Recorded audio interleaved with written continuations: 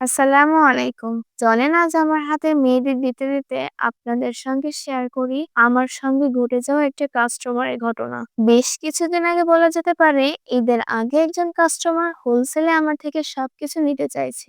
মানে cellophane sheet, piping bag, যাবতীয় সবকিছু। তো আমাকে এসে উনি ইনবক্সে বলে যে তার থেকে কমে নিতে। সে নতুন উদ্যোক্তা হতে চান। একটু হেল্প করেন, তার বাসায় একটু প্রবলেমও আছে। এছাড়া আরো অনেক কিছু। উনি সবসময় আমার থেকে কেনাকাটা করবেন তাই বলে। তো ওনার কথা মতো এক পর্যায়ে আমি রাজি হয়ে যাই। সে ডেলিভারি চার্জও কম দিতে চায়। আমি সেটাও মেনে নিই। এরপর হচ্ছে যখন আমি পার্সেল রেডি করে ডেলিভারি বয়ের কাছে পাঠিয়ে দিই, দেন উনি আমাকে মেসেজ করে, আপু আমি এসব কিছু নিতে পারবো না। আমার ফ্যামিলি থেকে সমস্যা, আমার বাবা বকাবকি করতেছে, আমার হাজবেন্ড রাগারাগি করতেছে, আমার বাচ্চা আছে, আমি হচ্ছে আর এখন বিজনেস করব না। ওরা আমাকে শেষ করে দিচ্ছে, ওরা আমাকে বাঁচতে দিল না, এমনকি পড়ালেখাও শেখালো না, হ্যান ত্যান ইত্যাদি। কিন্তু আমি মেসেজটা পেয়ে তো পুরাই শক, কারণ আমি তো পার্সেল পাঠিয়ে দিয়েছি। আমি কি করব?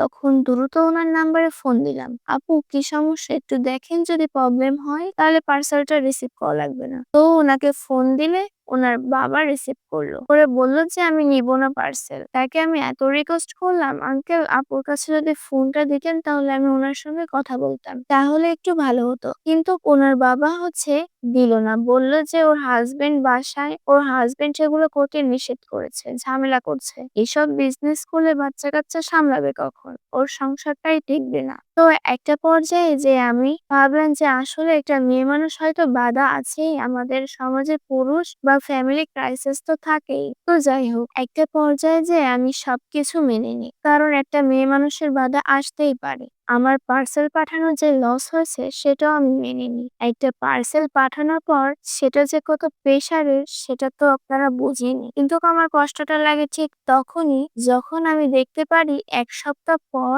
উনি বিভিন্ন মেয়েদের গ্রুপে নিজে পোস্ট করছেন এবং কমেন্টস করছেন যেন ওনার কাছ থেকে সবাই র মেটেরিয়াল হোলসেলের মধ্যে নিতে পারবেন, এবং উনি আমাদের থেকে যে দামে কিনতে চেয়েছিলেন এত দাম কমিয়েছেন, ওনার কাছে সেই প্রোডাক্ট গুলোর দাম প্রায় ৩ গুণ। তো এই জিনিসটা দেখে আমার তো মনে করেন মাথাটাই গরম হয়ে গেছে। আমি কি করব? কোনো কিছু বুঝতে পারছিলাম না। মানে এখানে দেখেন রাগ হওয়াটা কিন্তু স্বাভাবিক, যে আমি কতগুলো টাকা লস করলাম ওনার ফ্যামিলি ক্রাইসিস দেখে। বাট উনি এখন দিব্যি বিজনেস করছেন। আর আমাকে বলছে বিজনেস করলে ওনার সংসার টিকবে না। তো আমার এতটাই খারাপ লাগে যে আমি উনাকে আবারও ইনবক্স করি যে আপু আমার সঙ্গে এমনটা না করলেও পারতেন।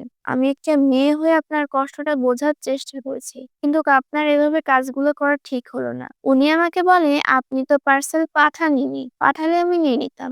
যেখানে আমার ফোন রিসিভ করছে না সেখানে ডেলিভারি বয়ের ফোন কিভাবে রিসিভ করবে? আপনারাই বলেন। তো এরপর দেখা যায় আমার পার্সেলটা রিটার্ন আসে। তখন আমি উনাকে বললাম যে বোন ভালো থাকেন, আপনার বিজনেসের জন্য শুভকামনা রইল। তো আপনারাই বলেন এসব মানুষ আমাদের আশেপাশে থেকে আমাদের ক্ষতি করার জন্য বসে থাকে। আমার আসলে কিছু বলার নেই। এই ঘটনার পর বুঝতে পারলাম একজন মানুষে অন্য মানুষের কিভাবে ক্ষতি করে। তো যাই হোক, সবাই ভালো থাকবেন। আমার জন্য দোয়া করবেন যেন আরো ধৈর্য নিয়ে আমার এই বিজনেসটা পরিচালনা করতে পারি। আল্লাহ হাফেজ।